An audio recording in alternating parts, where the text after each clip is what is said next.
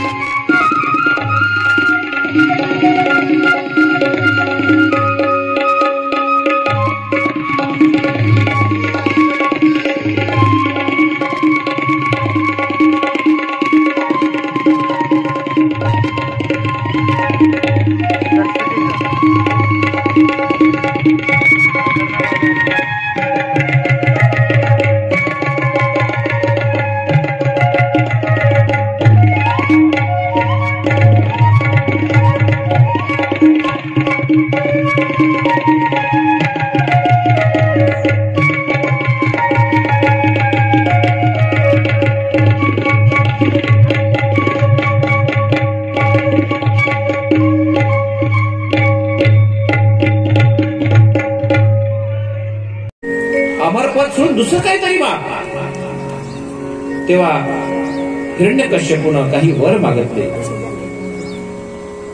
पहिला वर असा मागितला, मला दिवसा मरण येणार नाही, रात्री मरण येणार नाही. दुसऱ्यांदा वर मागितला, मला खाली मरण येणार नाही, वर मरण येणार नाही. तिसरा पुन्हा वर मागितला, मला 12 महिन्यात कधीच मरण येणार नाही. चौथा वर मागितला, मला पशुना नाही आणि माणसानं नाही, मला शस्त्रानं नाही, अस्त्रानं नाही, आत नाही, बाहेर नाही, असे वर मागितले. आणि ब्रह्मदेवाने तथास्तु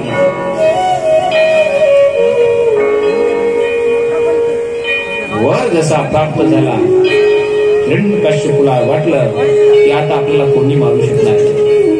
12 महिन्यात कधीच मरत नाही म्हणजे अमरच झालो. खाली नाही आणि वरही नाही, अमरच झालो. आत नाही, बाहेर नाही, अमरच आहे.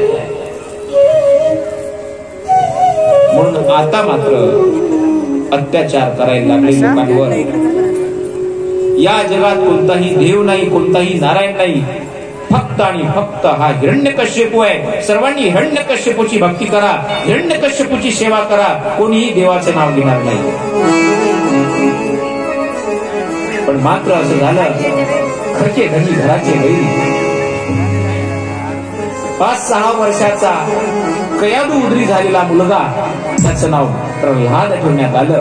आणि हा प्रल्हादच मात्र वडील सर्व राज्यातल्या लोकांना देवाचं नाव घेण्यास बंदी करते, पण भक्त प्रल्हाद मात्र स्वतः रोज नित्यानं देवाचं नाव नारायण नारायण नारायण. भक्त प्रल्हादाला शाळेत घातलं ना, तर शाळेतल्या विद्यार्थ्यांसोबत सुद्धा त्यांनाही नारायण नामाचा छंद त्या भक्त प्रल्हादांनी लावून दिला. श्रीमन्नारायण नारायण नारायण नारायण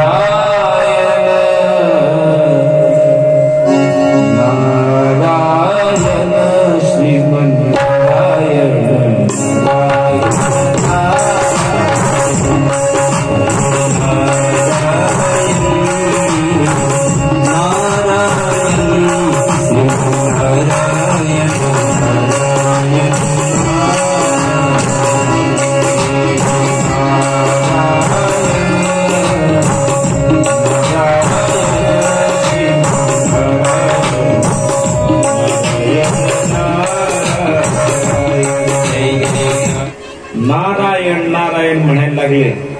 भक्त प्रल्हाद.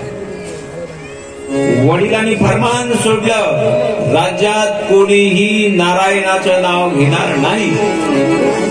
पण मात्र घरचे धनी घराचे वैरी, घरातलाच आपला मुलगा लोकांना देवाचं नाव घ्यायला शिकवत होता आणि स्वतःही मात्र नारायण नारायण नामाचा जाप करत होता. म्हणजे एकंदरीत भक्त प्रल्हाद अधर्म करत होता. अधर्म करत होता. काय अधर्म करतच होता. कसा? भक्त प्रल्हाद वडिलाचा आदेश न मानता नारायणाचं नाव घेत होता, म्हणजे तो अधर्मच करत होता. आणि अधर्म करत होता म्हणजे देवाचं नाव घेणं म्हणजे अधर्म आहे काय? पण देवाचं नाव घेणं जरी धर्म असला तरी मात्र वडिलांनी सांगितलेली गोष्ट पुत्रानं ऐकलं हे मात्र काय? धर्म आहे. बाप सांगतोय देवाचं नारायणाचं नाव घ्यायचं नाही पोरा, पण मुलगा मात्र ऐकायला तयार नाही.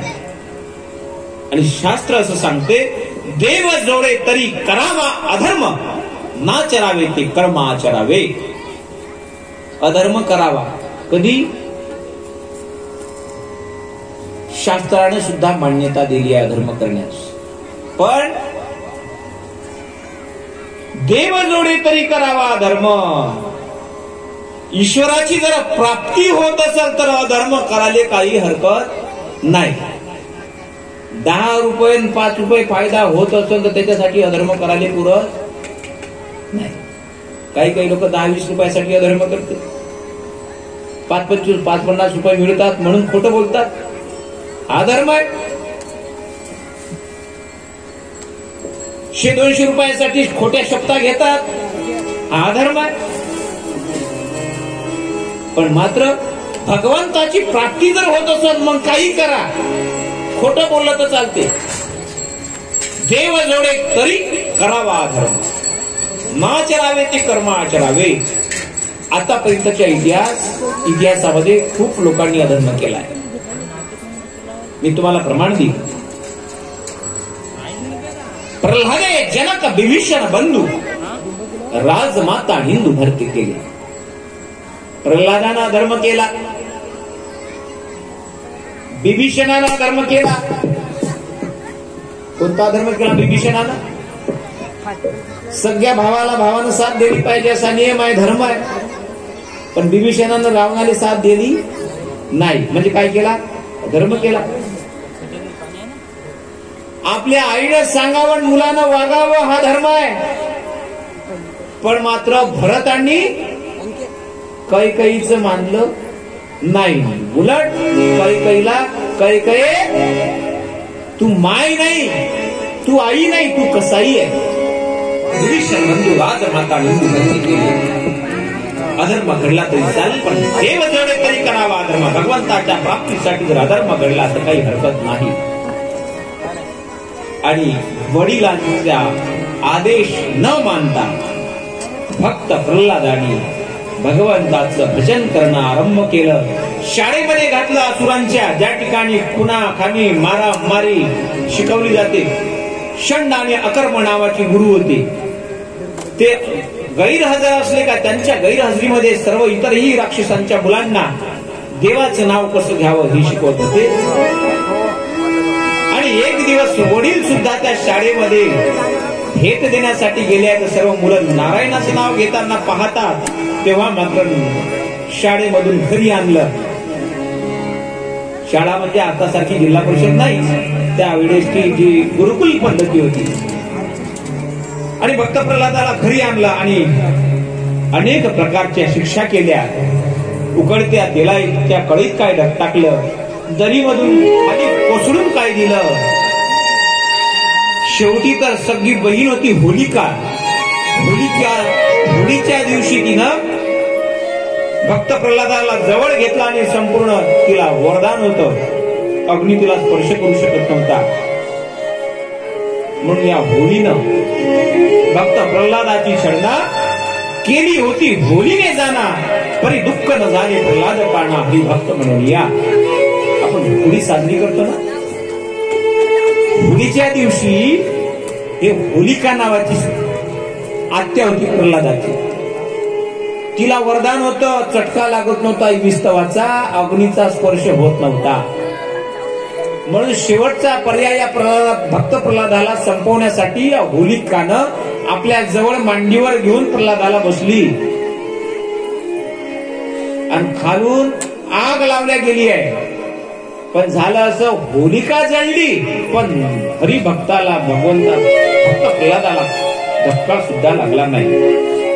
आणि हे सर्व संकट, हे सर्व एवढ्या उपाययोजना करूनही मुलगा जिवंतच आहे. म्हणून भक्त प्रल्हादाला एक दिवस हिरण्यकश्यप म्हणते, अरे प्रल्हादा, तू नारायण नारायण म्हणतो, आज तुझा नारायण कुठे आहे मला सांग. त्याचा नायनाट लावल्याशिवाय मी स्वस्थ बसणार नाही. भक्त प्रल्हाद म्हणते, बाबा माझा भगवंत माझ्या सोबतच आहे. जेथे जातो तेथे तू माझ्या संगाती चाल दिसू हाती धरून. भूजल तेज समीर काष्टादिती भरला स्थिरचरा व्यापुरी तो परमात्मा दशा बोलीवर लागतो तर माझ्या सोबतच आहे. हे आहे, सोबत आहे, हो या खांबात आहे, आणि हो खांबात सुद्धा आहे. थांब, तुझ्या त्या भगवंताला, त्या नारायणाला आज पाहतो. आणि आत गेले. महालातून हातामध्ये गधा घेऊन आले आणि धाड दिशा एक लाथ पहिल्यांदा खांबावर मारली. आणि त्या खांबावर जशी लाथ मारली तसे भगवंत नृसिंह होऊन प्रगट झाले.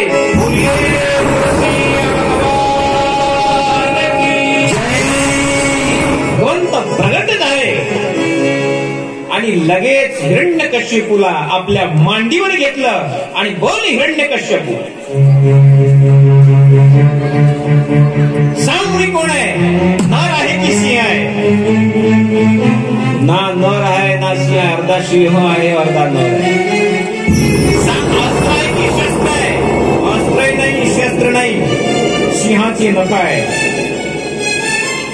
सांग वर आहे की खाली आहे. खाली नाही, वर नाही, मांडीवर घेतलाय. आत आहे की बाहेर आहे. आतही नाही बाहेर नाही, उंबरट्यात घेतलाय. बोल हिरण्यकश्यपू, कोणता महिना चाललाय. 12 महिन्यात कोणताच नाही, पुरुषोत्तम मास आहे 13वा.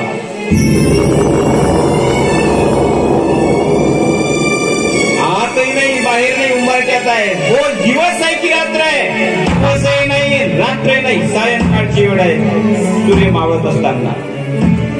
आणि मुलतान शहर आहे, मुलतान शहर पंजाबातलं. पंजाब प्रांतामध्ये भगवान नरसिंह प्रकट झाले आणि हिरण्यकश्यपूचा त्या ठिकाणी वध केला. प्रल्हादा तारणे जैसा नरसिंह झाला. भक्त तारण्याशी दुष्ट मालियेला म्हणे दास तुकड्या तुझी रूप तुझी दावरे.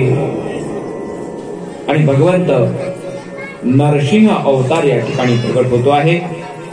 आणि याच बरोबर सप्तम स्कंद या ठिकाणी समाप्त होत आहे. हरये नमः, हरये नमः, हरये नमः. बऱ्याच लोकांना प्रश्न पडतो, बाप असुर आहे, राक्षस आहे, मुलगा कसा काय देव भक्त निघाला हो? एकीकडे काय म्हटलं जाते, बाप तसा लेप मसाला ये. इकडे बाप राक्षस आहे, पोरग देव भक्त कसं? हा प्रश्न आहे ना.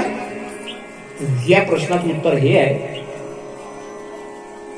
बाप तर तिकडे होता तपश्चर्या करण्यासाठी. पोटात जेव्हा कयादूच्या प्रल्हाद होते ना, तेव्हा हे 4-6 महिने तपश्चर्येला निघून गेले. हे येईन तप पूर्ण करू नये, याच्या तपात अडथळा यावा म्हणून देवलोकीच्या इंद्रानं रथ घेऊन आले आणि त्याच्या पत्नीला रथात बसून पळवून नेलं. तेव्हा उदरामध्ये भक्त प्रल्हाद वाढत होते. रस्त्यातच नारदजी भेटले.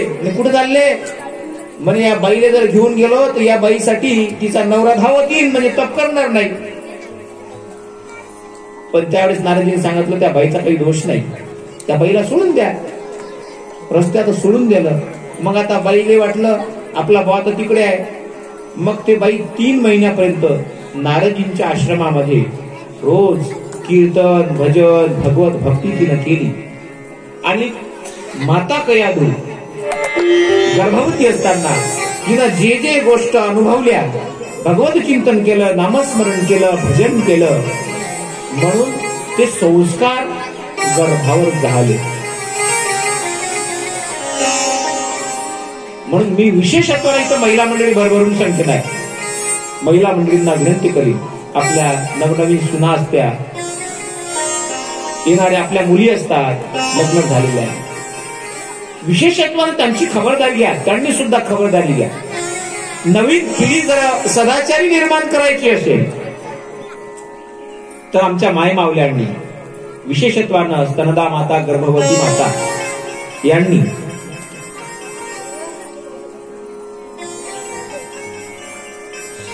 प्रेग्नेन्सीचा जो कार्यकाल असतो त्या कालावधीत अत्यंत काळजीपूर्वक ते 9-10 महिने घालवले पाहिजे. कसे काय? ते ग्रामगीत आहे, वाचून घेता. या भगवत भक्तीचे साधन चाले गर्भधारणेपासून पोटातची असता जीव पळणं जतन करावा संस्कार. संस्कार दुष्परिणामकारी न पडावे अतिल गर्भावरी, म्हणून मात्या पित्याने सदाचारी राहावे सद्भावी. न करावे अश्लील भाषण, न बघावे दृश्यहीन, न राहावे व्यसनाधीन, दुर्गुणी अन्न न खावे. आहार विहार सात्विक पूर्ण, उत्तम गुणी चिंतन वाचन, न ऐकावे शृंगार गायन गर्भवतीस घेऊनी. येतून पाहिजे जतन केले, पुढे मूल जन्माशी आले. का काय सांगते आमचे संत? न बघावे दृश्यहीन. बाईले दिवस राहिल्यावर नवरा पिक्चर पाहायला घेऊन जाते बायकोले. मग काय भगवत भक्त जन्माला येईल? हा,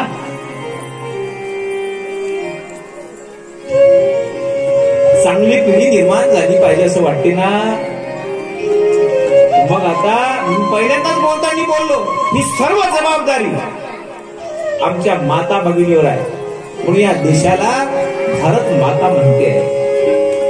आणि विशेषत्वानं परमार्थातही आमच्या महिला मंडळी आहेत.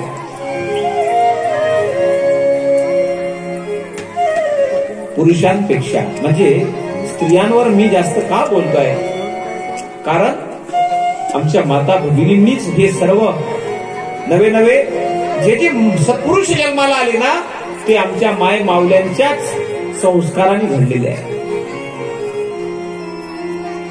मग गाडगे बाबा असो, माऊली ज्ञानेश्वर महाराज असो, तुकडोजी महाराज असो, हे सर्व संत महापुरुष वीर पुरुष आईच्या संस्कारानं घडत गेले आहे. म्हणून आमच्या मावल्यांना विनंती आहे, विशेषत्वानं गर्भवती असताना घ्यावं याची काळजी, न करावी असली भाषण, वाईट बोलू नका. कारण त्याचं गर्भवती बाया जर वाईट बोलायला लागल्या आणि त्या काळात पतीनं सुद्धा पत्नीला बुद्धी प्रेमानं वागवलं पाहिजे. म्हणजे तिच्या शिवीगाळ करायचं, वाईट बोलण्याचं तिच्यावर प्रसंग येऊ नये याची खबरदारी पतीनं घ्यावी, काळजी घ्यावी आपल्या पत्नीची. त्या काळामध्ये आहार विहार सात्विकपूर्ण, उत्तम गुणी चिंतन वाचन, किमान गर्भवती असताना तरी जितक्या जास्तीत जास्त ग्रंथांचं चिंतन करता येईल, भागवत ऐका, पुराण ऐका, ग्रामगीता, ज्ञानेश्वरी पारायण करा. निश्चितच त्याचे परिणाम तुम्हाला बाळ झाल्यावर जाणवल.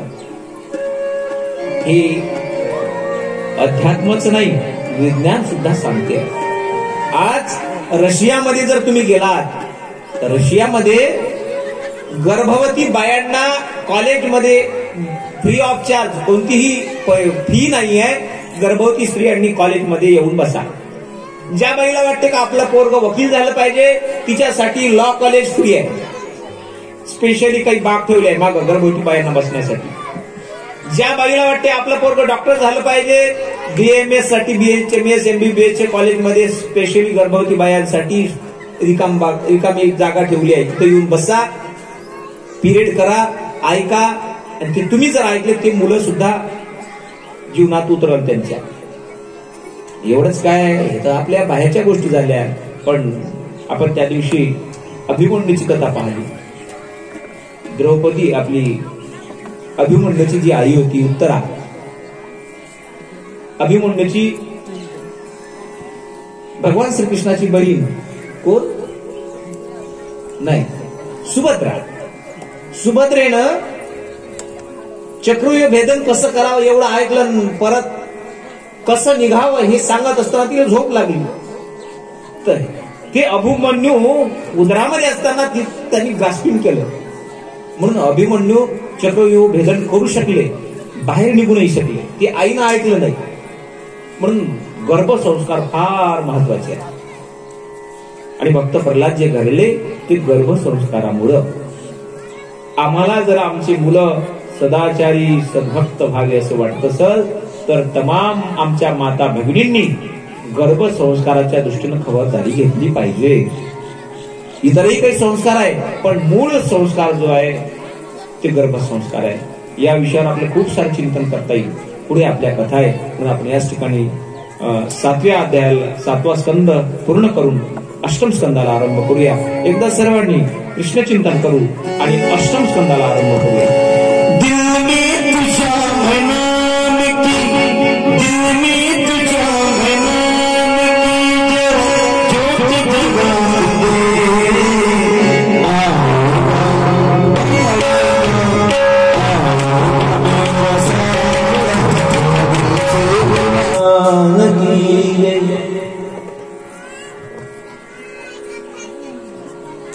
अष्टम स्कंदामध्ये मनवंतराचे वर्णन, गजेंद्र मोक्षाची कथा आणि मत्स्य अवताराची कथा, वामन अवताराची कथा इत्यादी कथा येते. आपण अगदी धावत्या वेगात या कथा पाहण्याचा प्रयास करू. चित्रकूट नावाच्या पर्वतावर गजेंद्र करण्यासाठी त्या चित्रकूट नावाच्या पर्वतावर असलेल्या सरोवरामध्ये गेला. पुढे पुढे गजेंद्र आहे, पाठीमाग सर्व हत्तीनी पिली आहे. आपल्या सोंडीनं त्या सरोवरातले पाण्याचे फवारे आपल्या हत्तीनीवर लहान लहान पिलावर उडवते आहे. जलविहार करतो आहे, आनंद घेतो आहे. पुढे पुढे गजेंद्र आहे, पाठीमाग छोटे छोटे शिपिला आहे. झालं असं, जसा गजेंद्र पुढे पुढे सरकतो आहे तसाच खोलवर असलेल्या पाण्यामध्ये एक मगरमच्छ का मगरीनं गजेंद्राचा पाय धरला आणि गजेंद्राला वाटलं हा मगर काय करू शकेल आपल्याला, आपण इतका बलशाली आहोत, ताकदवान आहोत, या मगरीला आपल्या पायानं चुरडा करून टाकू शकतो. मग तेव्हा काही वाटलं नाही, पण मात्र जसा खोलवर पाण्यात जसा शिरला तसा त्या मगरीनं पुन्हा या गजेंद्राला हात ओढलं आणि गजेंद्रावर मगरमच्छ पुन्हा स्वार करायला लागला. आणि आता मात्र गजेंद्र घाबरून गेला. गजेंद्राने आपल्या पत्न्यांना, आपल्या मुलांना मदतीची हाक दिली. तुझ्या पायरीची कुणी साज थोडे नाही, साज जुन्या काळजाची पूजा करी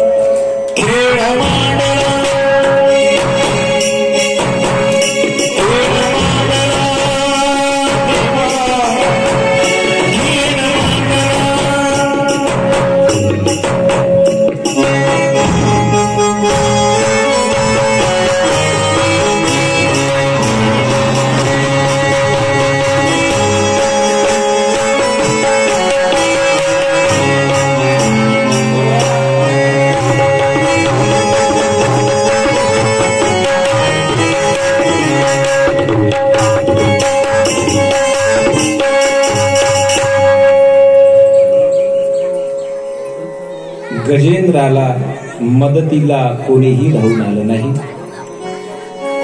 गजेंद्र म्हणजे हा जीव आहे. काळरूपी मगरीच्या मुखामध्ये जेव्हा हा जीव सापडेल महाराज, त्यावेळेला कोणीही कितीही धाव आवाज द्या द्वारावर, म्हणजे वैकुंठाच्या दारावर द्वारपाल म्हणून असताना, सनकादिक मुनींनी बालरूपामध्ये असताना भगवंताच्या भेटीला जाण्याचा आग्रह धरला. जय विजय यांनी या दोन्ही द्वारपालांनी संकादिकांना अडवलं. तेव्हा संकादिकांनी शाप दिला होता की तुम्ही पुढचा तुमचा जन्म असुर योनीत होईल. म्हणून ते दोघंही जय आणि विजय, एक हिरण्यकश्यपू आणि दुसरा हिरण्याक्ष. आपण हे हिरण्याक्ष वधाची कथा पाहिली. हे कसे काय निर्माण झाले महाराज? कश्यप आणि दिती यांचे हे संतान आहे. अवेळी काम सुख घेतलं म्हणून दोनही पुत्र निर्माण झाले.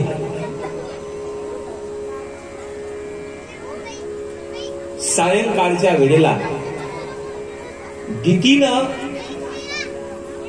साध शृंगार करून पतीच्या समोर आल्या आणि कामसुखाची संसाराची इच्छा प्रगट केली. कश्यप मुनी सांगते, अगं दिते, हा काळ संसार करण्याचा नाही. पण दितीनं अट्टहास धरला